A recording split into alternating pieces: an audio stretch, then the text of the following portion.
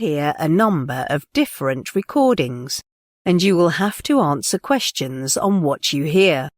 There will be time for you to read the instructions and questions, and you will have a chance to check your work. All the recordings will be played once only. The test is in 4 parts. At the end of the test, you will be given 10 minutes to transfer your answers to the answer sheet. Now turn to part 1.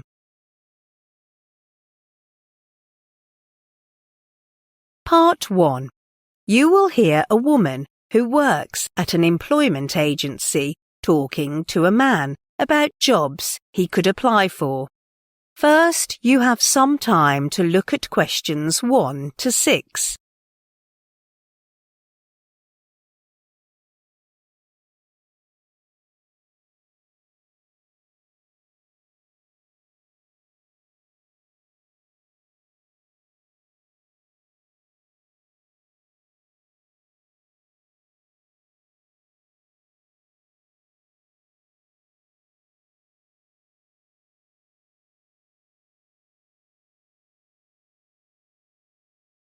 Now listen carefully and answer questions 1 to 6. Good morning. How may I help you? Good morning. We spoke on the phone last week, and I'm ringing to get more details about the job. That's right. Thank you for sending in your CV. We've carefully looked at it, and I think we have several jobs that might suit you. That's great. The first one is in a magazine based in North London. They're looking for a reporter. What sort of magazine is it? They're called Home Solutions, which publishes articles on housing every week, and they want to find someone responsible for collecting the latest news and writing relevant articles. What are the hours of work?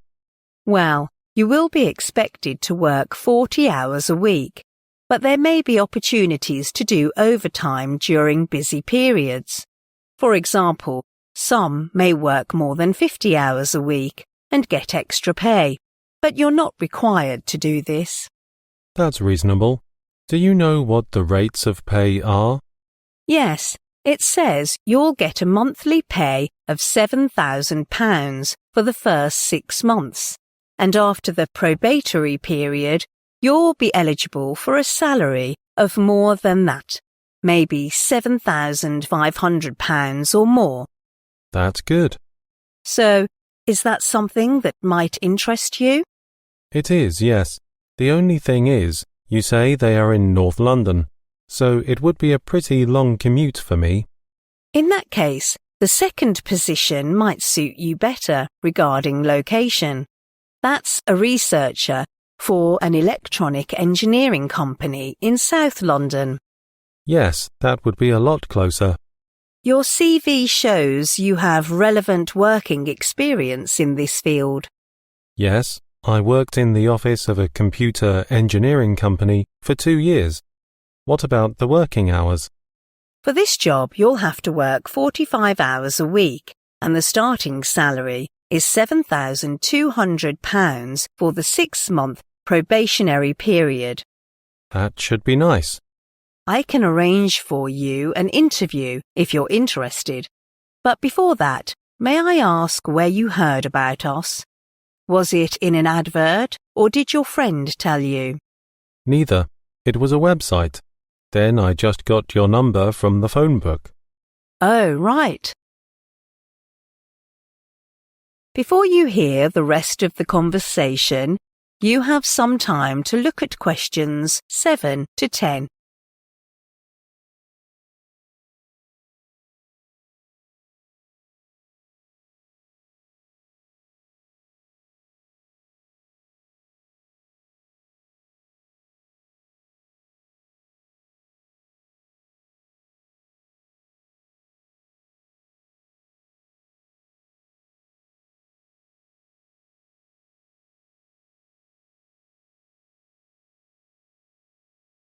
Now listen and answer questions 7 to 10.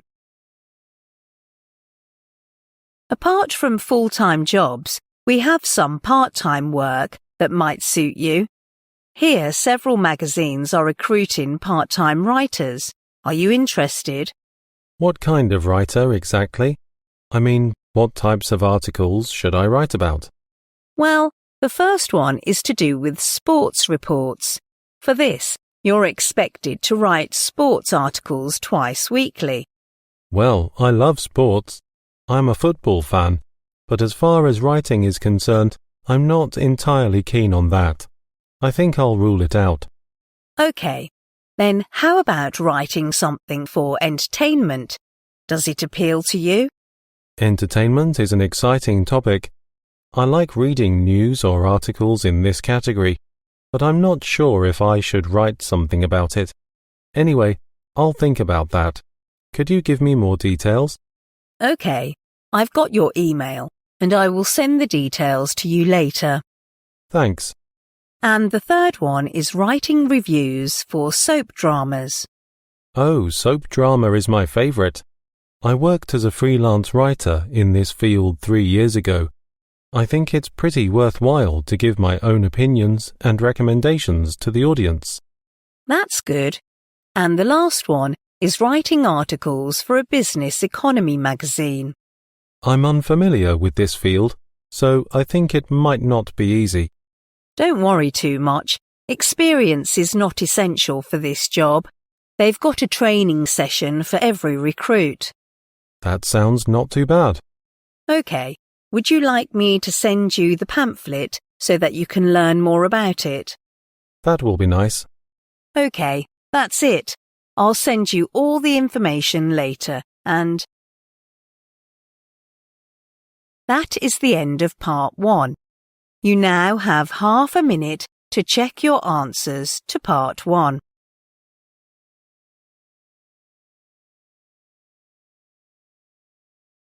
Part 2. You will hear an introduction from a tour guide about suggestions for an island. First, you have some time to look at questions 11 to 14.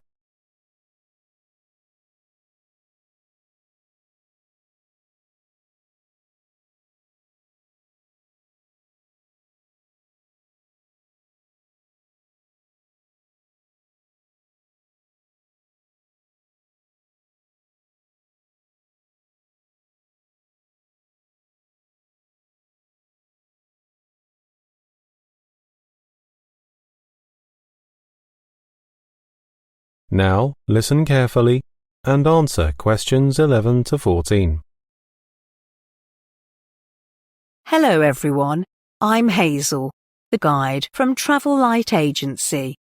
Since we mentioned the trip to Muna Island in the last programme, we've received several online messages from those who have been there.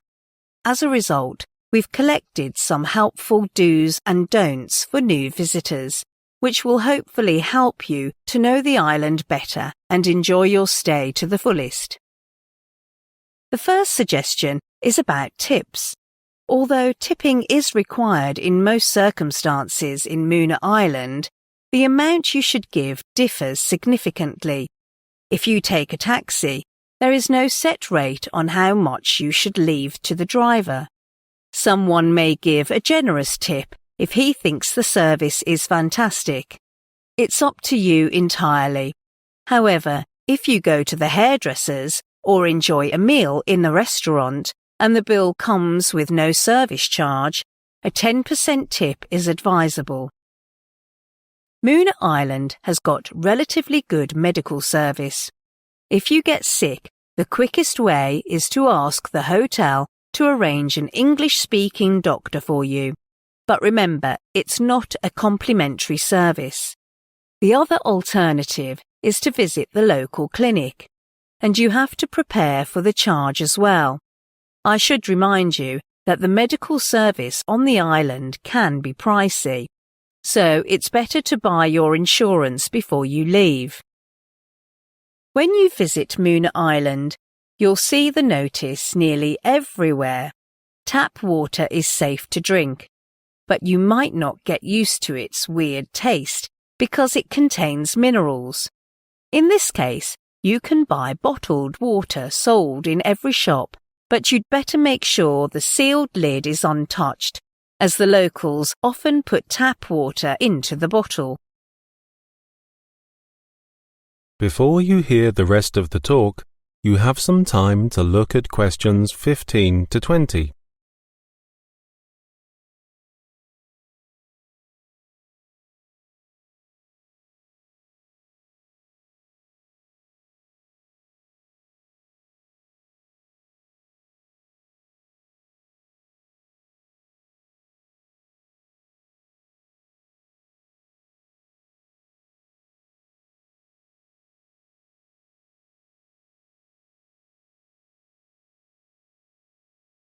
Now listen and answer questions 15 to 20. Then I'll focus on transportation in Moona Island. The bus is the most commonly used means of transportation for local residents. Although there aren't many bus lines, they're always on time. However, some people complained that the road was so bumpy that they even got nausea and dizziness. As a result, it's not a good choice if you want to sit peacefully and relax on the way. And another thing is, before you jump on the bus, inquire of the driver about where the bus will go. Unlike most cities, here in Moona Island, you cannot find the destination shown in front of the bus or at the bus stop. Maybe you found the bus service is not so enjoyable.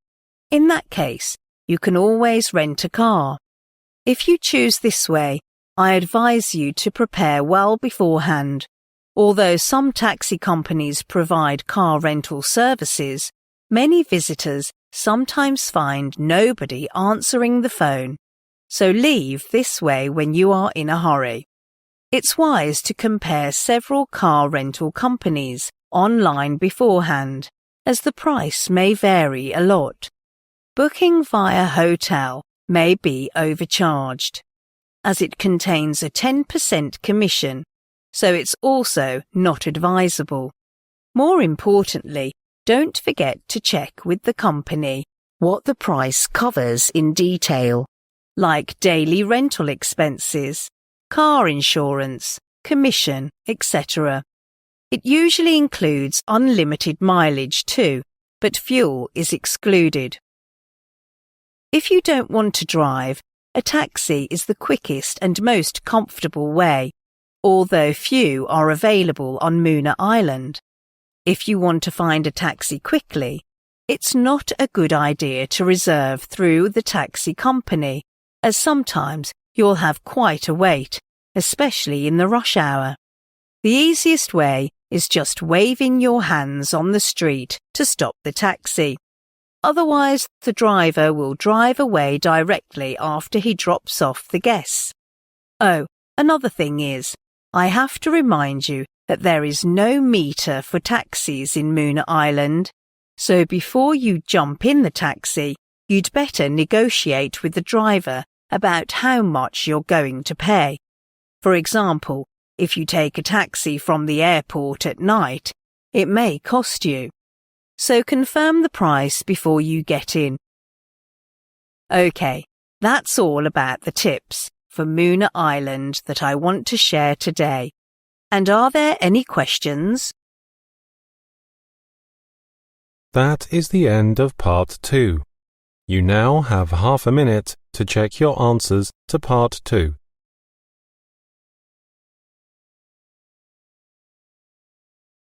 Part 3. You will hear a student talking to a tutor at her college about the possibility of changing her course. First, you have some time to look at questions 21 to 24.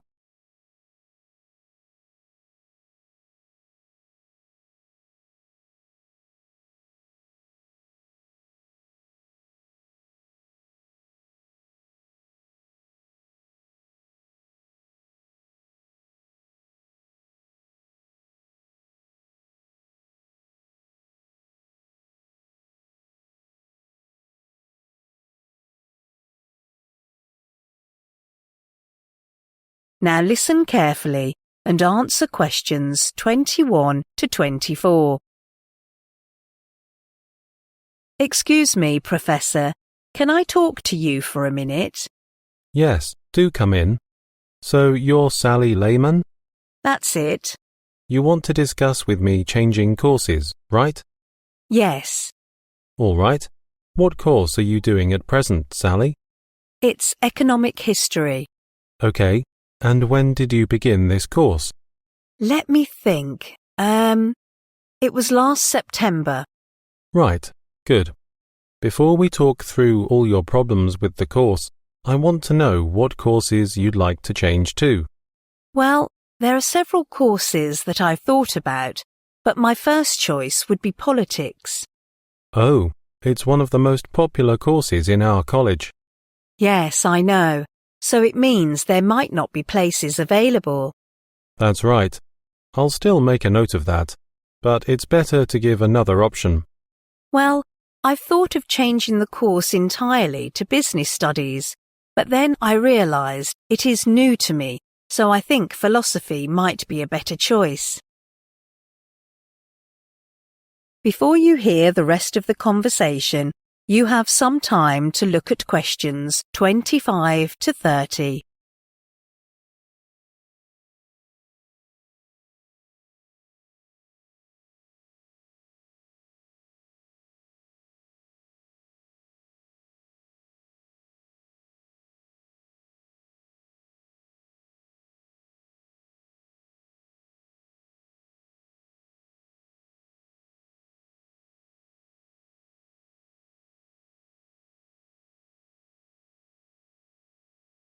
Now listen and answer questions 25 to 30.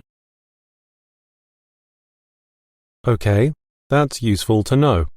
Then let's talk through any problems you've been having at the moment and see if there is any possibility for us to offer help. After all, with all the efforts that you've made already, it'll be a pity to give up the present course and completely start a new one. Yes, I agree with that. I've learned something valuable about economic history. Good. Well, let's talk about your problems. What do you think is your significant difficulty in the course? Well, I have to say the biggest problem is that the lectures are difficult. Okay. And have you tried something to overcome this problem? Yes, I have. I tried recording the lectures because I couldn't follow what the lecturer said. Yes, that's a good idea. And did you find it helped? To a certain extent, but... Well, recording is a good strategy, but I also advise you to take part in the discussion group with other fellow students to discuss the lectures and exchange ideas with them. Yes, I've seen some of my classmates doing that. I'll ask them if I can join. Good. I'm sure you'll find it helps. And any other problems? Yes, the second problem is I think there aren't enough tutorials for this course. Okay, I think you can talk to your tutor about this. Yes, I did that, but the tutor is so busy that I must wait until she is available. Why don't you try arranging meetings ahead of time? Well, I can try this way. Good.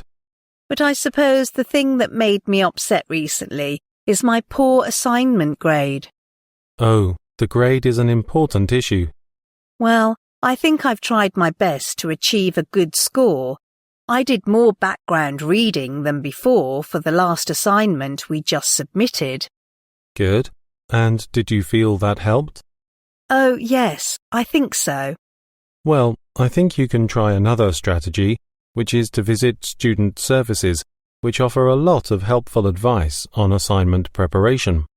Oh, I've never heard about that. I'll give you a booklet with details on this. You'll find it well worth trying. Okay, I'll certainly try it. Okay, that's all the problem. Well, I've made a record of our discussions and suggested strategies. Typically, we advise you to try out these suggestions for a short period and then come back to discuss the situation to see whether it is improved. If not, we will start considering alternative courses. OK. When shall I come back? How about in a month's time? OK. That will be on the 17th of February. How about 3:30 in the afternoon? Is that all right for you? Yes, sure. And where shall I meet you? I'm afraid I will be on leave at that time, but I'll leave this record to our senior advisor, and you will meet with him then in this office. OK. Good. That's it. Let's see whether things can improve, Sally. OK. Thanks very much. My pleasure. Bye. That is the end of part 3. You now have half a minute to check your answers to part 3.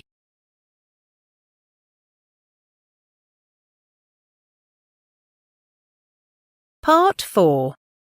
You will hear a student from the architecture faculty giving a presentation about houses that are built underground. First, you have some time to look at questions 31 to 40.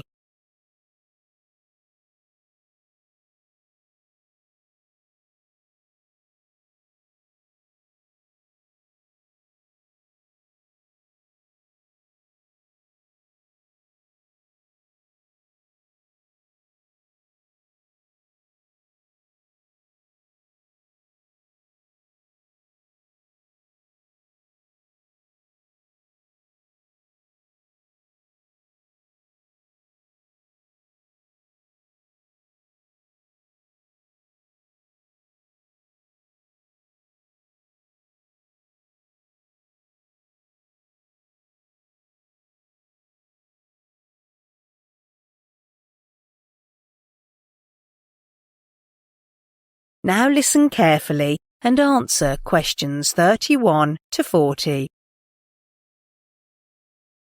For my presentation today, I will focus on earth-sheltered housing, or underground housing as it's more commonly known. I'll illustrate how it can meet the demands of ecological, environmental planning regarding building and energy resources. Let's first look at the advantages of earth-sheltered housing. Perhaps the most significant merit of earth-sheltered housing is the low impact on the environment, since houses built underground can hardly be seen from the surface. Then, earth-sheltered houses are not only environmentally friendly, but also surprisingly efficient regarding energy. It is because underground housing can make great use of the alternative technologies to improve energy efficiency. Moreover, many earth-sheltered housing projects use natural, non-toxic building materials. Some are even more durable than standard building materials. As a result, earth-sheltered houses have a lifespan of 500 years or more. This type of building technique means less exposure to the outside elements like sunshine, storm, snow, etc. So it can give the houses actual protection and keep the maintenance of the houses to the minimum. Earth-sheltered houses also give people a quiet environment. As we know, noise is a severe problem in modern society, and many people consider moving home because of this. In that case, earth-sheltered houses might be a good choice, because living underground means those people will no longer suffer from the disturbances caused by the traffic on the road. And lastly, earth-sheltered houses also bring significant health advantages to people. Because of the sophistication of the ventilation systems installed in earth-sheltered houses, it provides a comfortable living environment for people who have asthma and other chest diseases.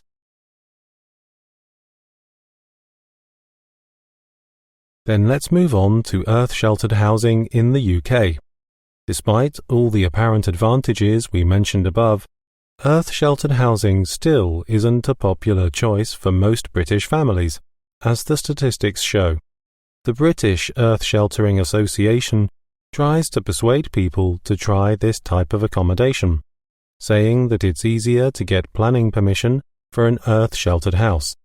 In contrast, for a conventional home, there is always too much red tape, A lot of evidence shows that the building development offices are more sympathetic to earth-sheltered projects, especially in the conservation areas.